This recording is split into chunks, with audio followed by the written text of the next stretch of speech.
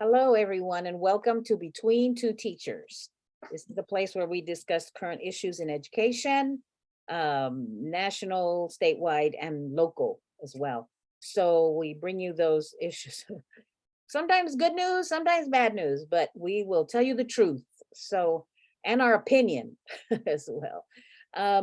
Yes, and today is Friday, June 2nd, and my name is Consuelo Lara.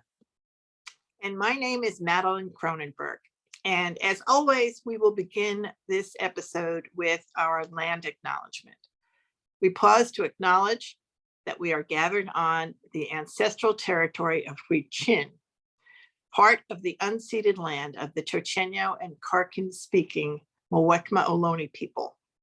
We remember their continued connection to this region and give thanks to them for allowing us to live, work, learn, and pray on their homeland, and offer our respect to their elders and all Ohlone people, past and present. And we continue to advocate for the work of the tribal community called Justice for Muwekma. We advocate every week for you to join us in supporting their quest for recognition as a federally recognized tribe and all of the benefits that come with it.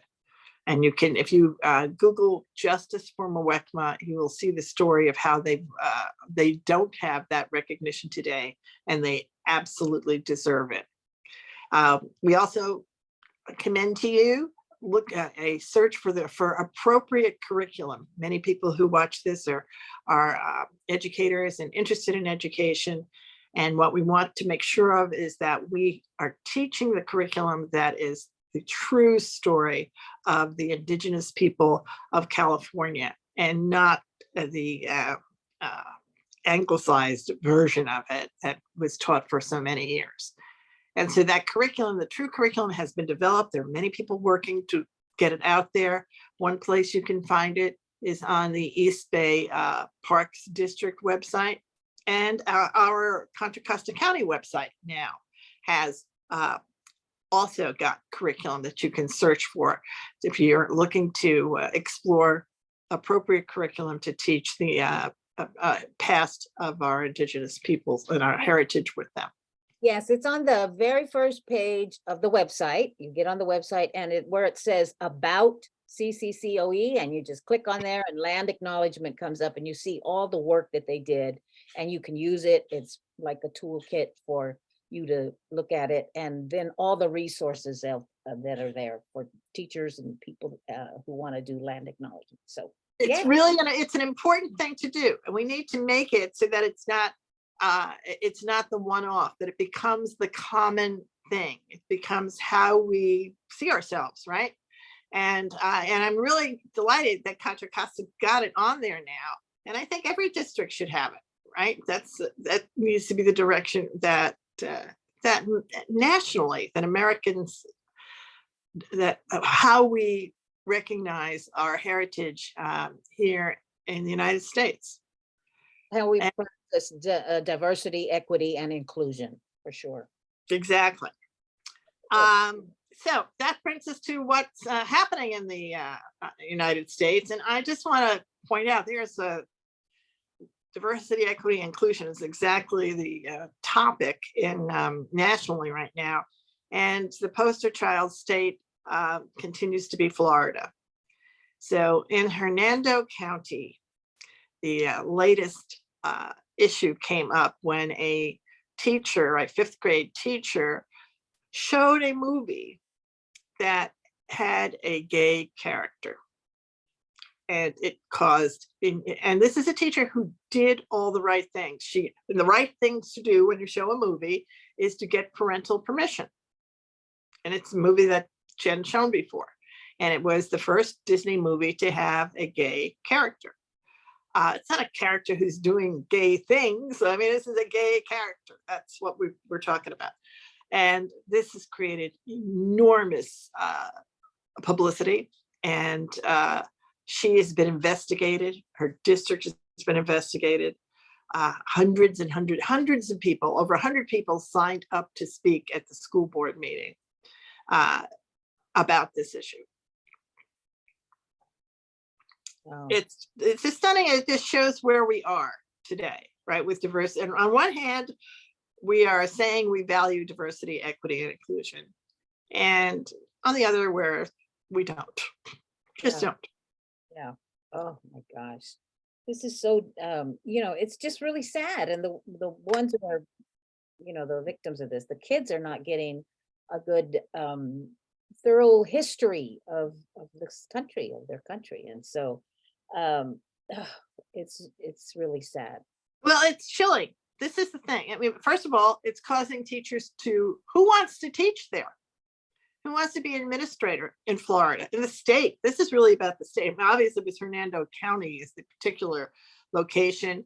And what happened here is a school board member's child is in this teacher's classroom.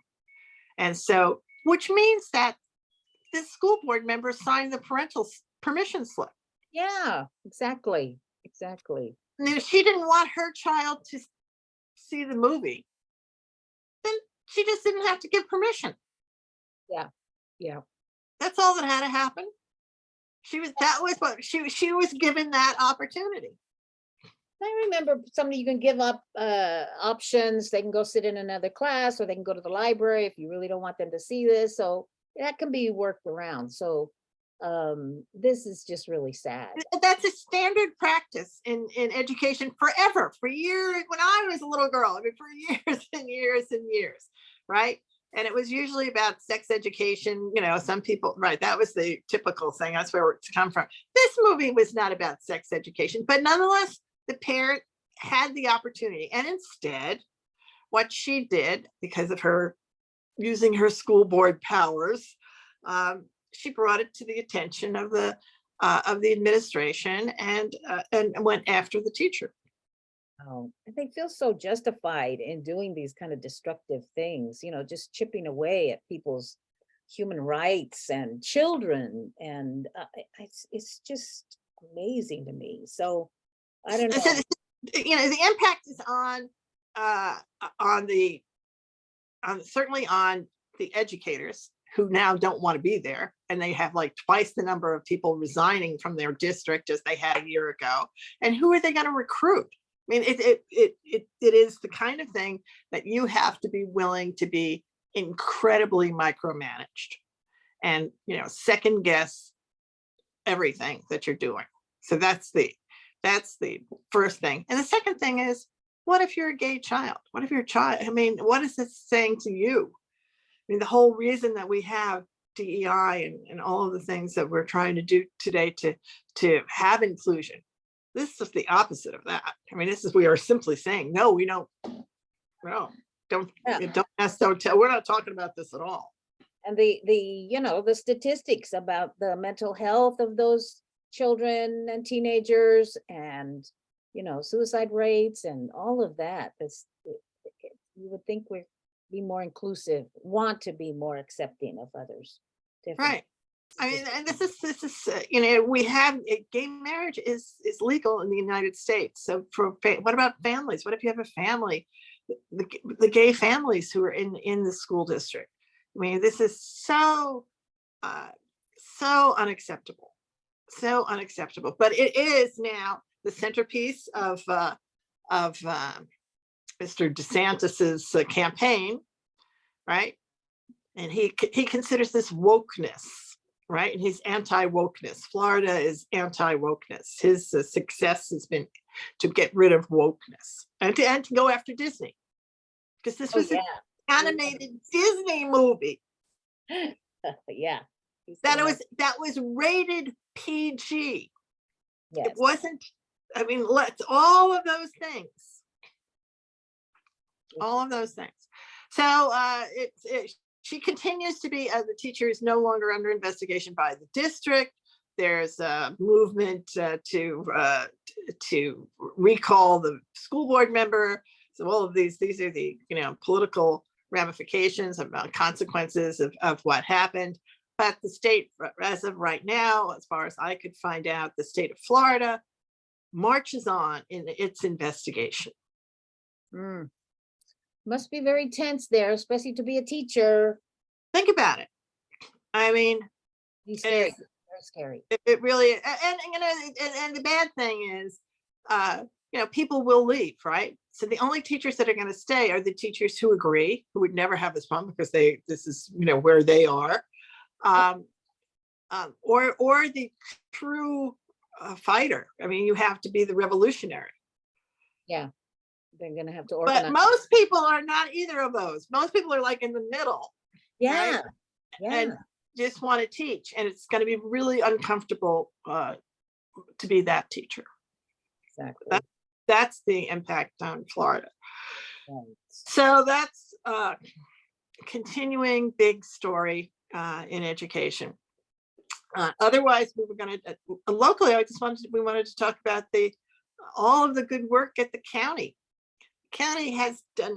The board meeting last week was a really happy thing where you had your LCAP, which reported out what was going on at the schools, and I was so impressed to hear of the great work and the CTE work that's been expanded at our community schools.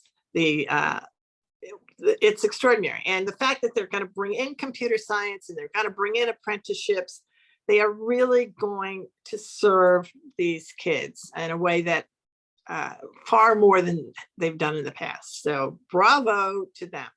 I know, and last week, or the last meeting, I mentioned that we need to apply for CSBA's Golden Bell Award for CTE, because it's just when the Hillary, I forgot her last name now, but anyway, she's in charge of a lot of that, said that they started out very small and how they grew. So it's just amazing. And all the community partners they have, business partners, it's just very, very nice. I was incredibly impressed by the coding partner that they had, and it's a partner from Meta, and it's a group of people who are part of Meta who were formerly incarcerated. Right, Yeah. this is exactly. I was thrilled that these are the folks who are coming in to our sites and helping our kids and being models for them. Yes, yes. And one of our own, Nick Berger, he has a big hand in that also. So shout out to him for his work too. Giant shout out to everybody who was part of that. That's a big thing. Yeah. And I know that this is really serving our kids well. And you're right, it should go up for a Golden Bell, because this is what you want, is every single county office to do it. Do this kind of thing for sure. Right? Yeah. The other thing, and then we get to Mr. McChesney's report and his good work of coming up and delivering the charter data book. Yes, something that we had requested, I think 2 years ago, almost as soon as we got on the board. And we knew we had a model from the county of Santa Clara. A great book that had all of the charter schools that are in that whole county. And so we requested that from our charter office. And finally, now after those 2 years, we've got it, and it's very good. It's exactly what we were looking for. Right. Santa Clara totally did it right. What Santa Clara did was put together a book with one page for each charter school operating in their county or under the auspices of the county. And on that page, it had the basic details, right? And it had, how many teachers they have, how long the teachers have taught, certainly the academic performance of the school, how many students they have, the ethnicity and the demographics of the children who attend.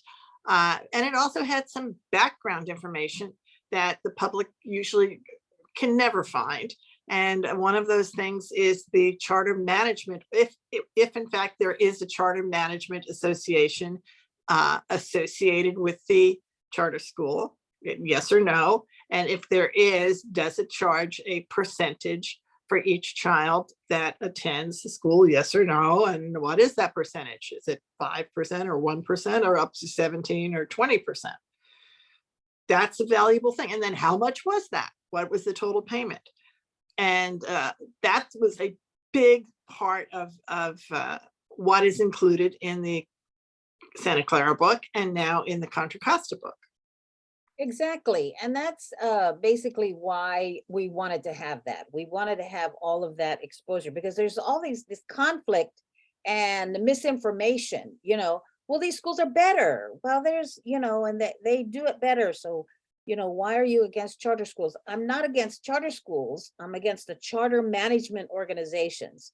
There are some great charter schools that are really public schools. Manzanita has a governing board that's all parents elected by parents. And that's the definition of a public school. So the problem I have is with those schools that are under are a business because they're under a larger management organization. They have investors, they have lawyers, they have, they're making money. And the biggest thing is that they pay their executives big salaries you never see at a district administration. And it's, to me, it's immoral.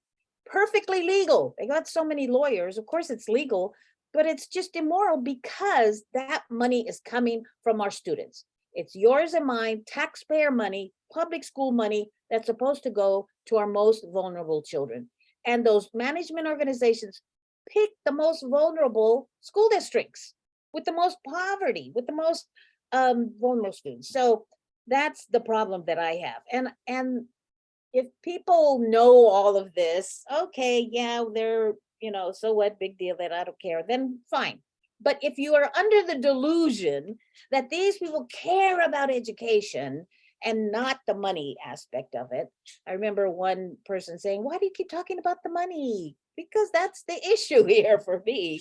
Like that one executive summit, Diane Taverner, making like $500,000 a year. Public school money, taxpayer money. That's the kind of thing that it just really is wrong. It's wrong. It's legal, but to me, it's wrong. So what this book does, it gives you a place to start and you see where, how they operate. But this is, in fact, some of them, not all of them, but this is how they operate and this is how they make money. And they put investors and lawyers on their governing boards so that they are making the decisions. They're not educators. Nobody has a PhD in education. They're not elected. And they're not elected. That's a big thing. Nobody elected in there, right? So you can put anybody on your governing board that, you put your brother-in-law, you put your lawyer, you put whoever you want to put. They're just appointed. They're just picked to be on there. And so our county office, we're in conversations about appointing a community person to be on some of these boards, because clearly some of these schools need help. It's in the law. The law permits that, right? Because that is the only real opportunity for an elected body to appoint somebody, as opposed to the non-elected charter management organization. Yes, and that's our job. That's our responsibility to provide that oversight. I think about myself as a parent. If I had a child there and, I would want to know that. I would want that transparency and that kind of accountability. But they're like meet behind closed doors kind of things. And that's not appropriate. I don't think so. This is a start. And I'm very happy. Everybody seems really happy with this data book.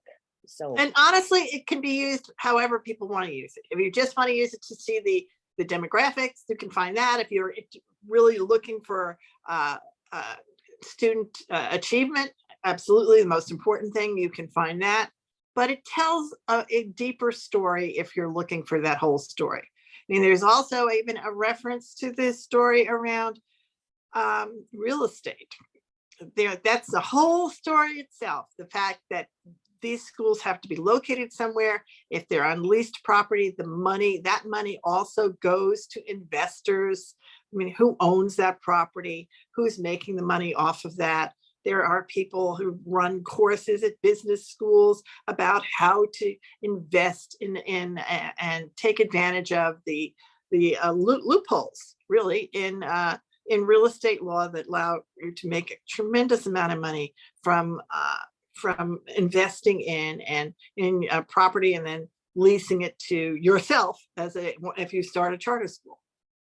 Isn't that something? And then these millionaires who make that money will donate big amounts of money to these charter schools, and then they have another write-off, tax write-off right there.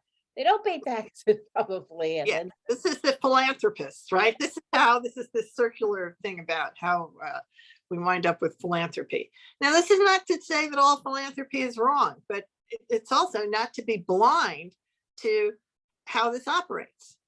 yeah. So That's the point here, is there's no reason to be Life. blind to it. And now that we have a charter book in Contra Costa, I mean, hopefully this kind of information will become accessible for the state. The state of California could say, we're going to help every county and every district out and help them create this kind of very accessible piece of information. Nobody has to read through all these, but there are people who are paid to read through the petitions.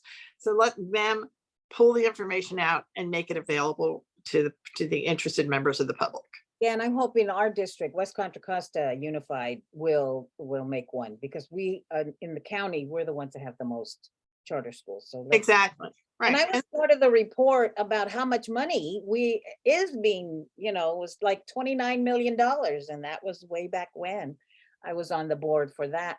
Right. That report. So we know it's a lot of money, and it'd be good to see a data book there from that district also.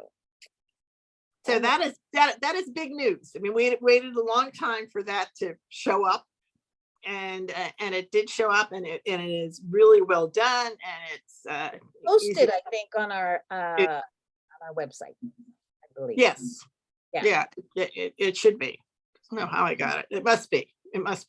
And I'll put the link into it too, so that and I'll put it on Facebook so that everybody can just see what it looks like. And I'll do it for Santa Clara, so you can see how we're not alone. This is not a one-off. This is basically what everybody should do. Yes, absolutely. Right. And the state could help out with counties that only have one or two, or districts that only have one or two, right? Because it really is just a compilation of data sheets on each one of your charter schools. Right. Oakland should do it. Oh, yes. Oakland should definitely do it. I don't know if they have, but I mean, we never talked about Oakland, so I don't think they have one, and they really should do it, because otherwise this information is buried, and and it, for any of the reasons you might have to want to try and find it out, it's much more challenging than if you have a book like this. Okay. So there's that. And but also you had that was the highlight. You had all of these really good vibes from the folks that are showing the CTE in your schools. That was another highlight of your meeting.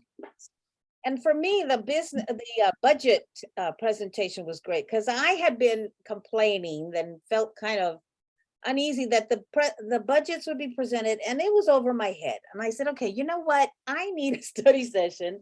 And there's people who've been on this board 12 years, and I said, thank you for your patience, but I need, and I have to say, they did an incredible job, Mr. Clark, and they changed it in a way that was so much more accessible and understandable. And at the end, I said, I get this now.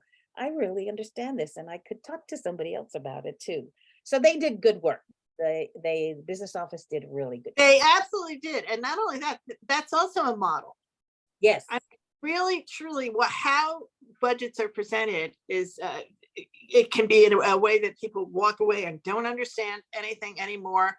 And have to just keep going back again and again, and having people that they can talk to individually, or you can do that kind of presentation that Mr. Clark got to. And the thing is, you have to connect with people to let them know what you don't understand, because it's hard from their perspective to know how to make it clearer.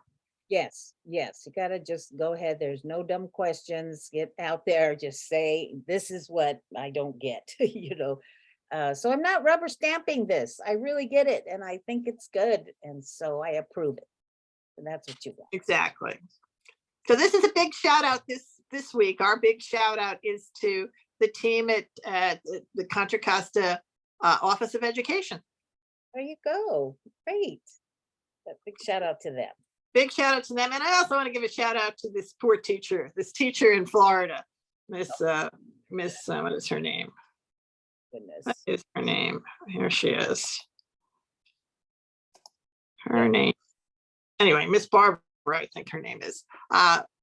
Good work for you. She's just pointed out how important it is to stand up for what you believe in. Really, to stand up for what you believe in. And she's done that. Her name is, Jenna Barbie. So Jenna Barbie has become, through no fault of her own, after doing everything right, the poster child of someone who's at risk of under investigation for showing a movie that all of her parents agreed to let their children see. That's the incredible thing about this. It is. So All shout right. out to her. I hope things. Shout end out to well her, Jenna for her. Barbie. She ends up in a good place. Yes, yeah, I hope she does. So this is our episode 199. When we meet you next, we'll be in the 200s, our 200th episode of Between Two Teachers. We're gonna have a party and party hat. We're gonna have a party, right? ready. Yay!